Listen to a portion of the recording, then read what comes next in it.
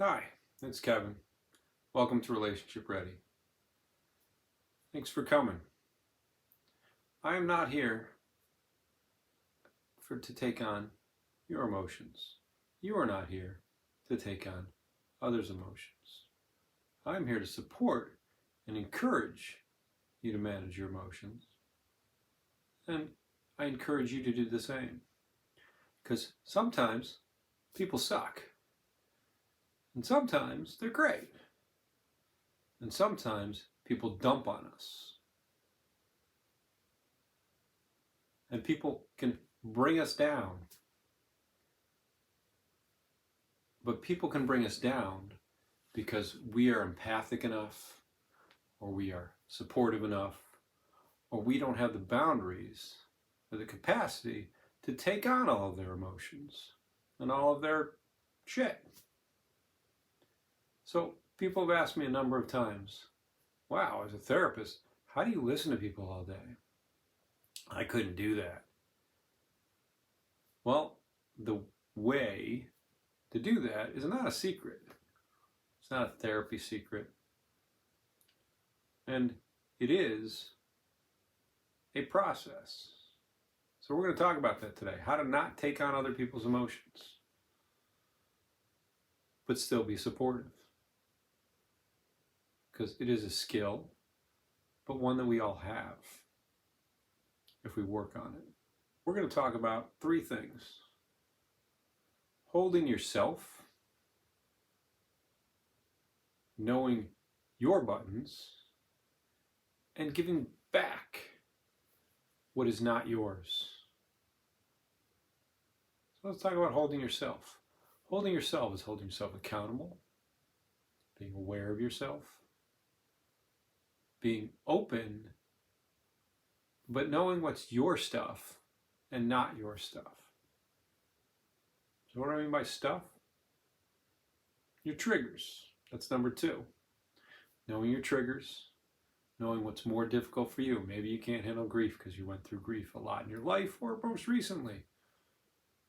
Maybe you can't handle specific kinds of trauma, sexual abuse or physical abuse, because it's a thing you went through and you still have more work to do.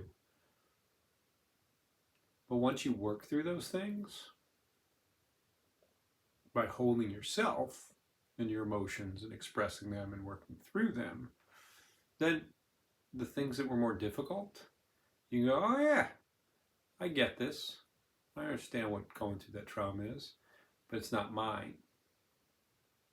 And that leads you to number 3. When it's not yours, you can go, oh, this was my similar trauma, or how I feel similar, or my similar grief, or my similar loss, or my similar struggle in a relationship. But it's not my relationship. It's not my grief. It's not my trauma. It looks like it, but I already went through mine. And that's what creates empathy. Not sympathy. Because sympathy is feeling bad for someone. Oh yeah, that sounds like it's awful. Empathy is feeling, I have felt that. I do feel that right now with you, in support of you, in relationship to you. If we can do that with our partners, with our friends, with our circles, most effectively, we can be an incredible support. But if we take on their feelings, if we take on their problems, we don't have as much capacity for them, much less for ourselves. So, how do we do that? That's what we do, is those 3 things. Hold ourselves, know our buttons, and give back what's not ours.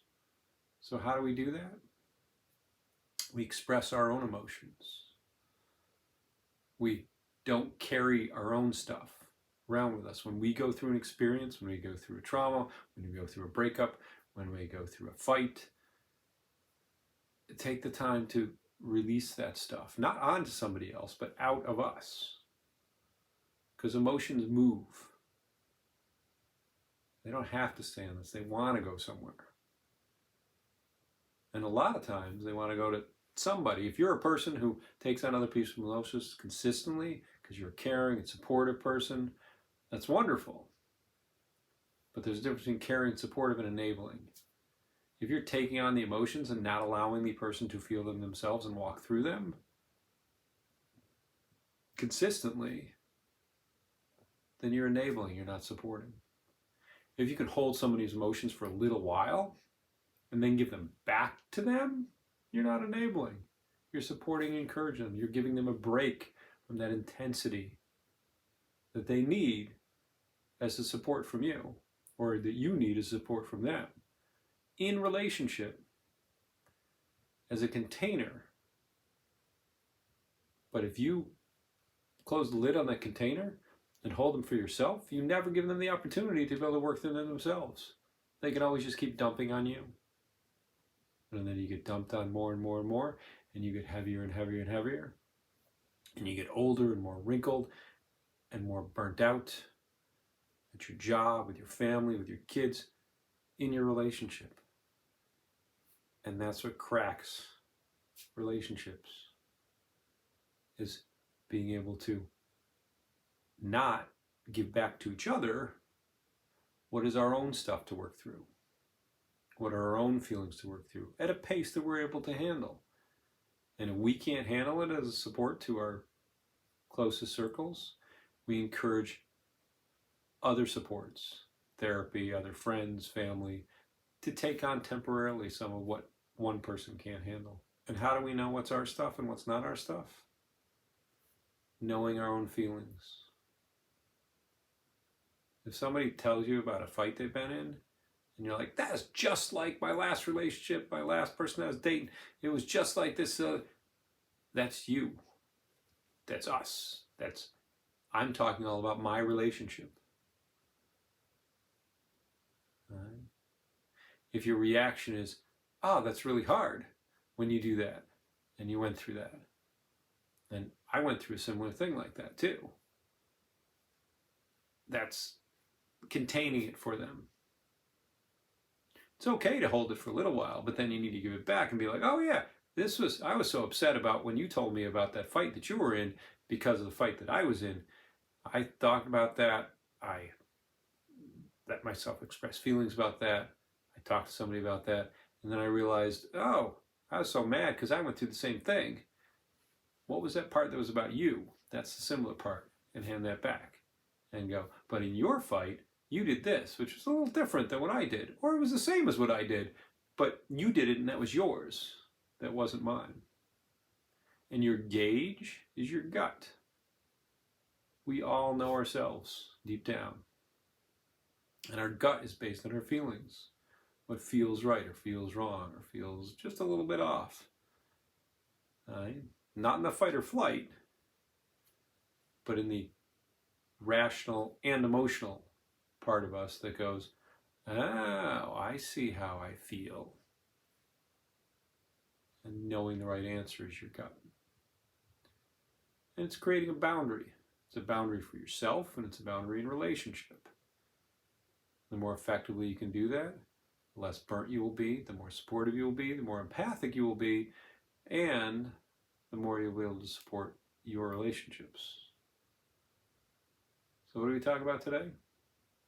Taking on other people's issues, not being a dumping ground or dumping onto others. What that is, what that means, and being able to identify the buttons of both mine and yours, to be able to gauge that with our gut and with our feelings, so we can hand back the feelings, emotions, the struggles, to give others the opportunity to work through them themselves with our support, instead of taking them on ourselves.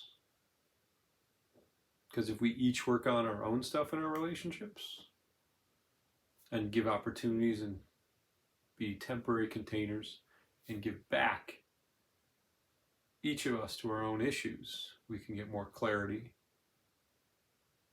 much lighter, less heavy, and more relationship ready. Thanks for watching. Subscribe, like, and let's continue our relationship.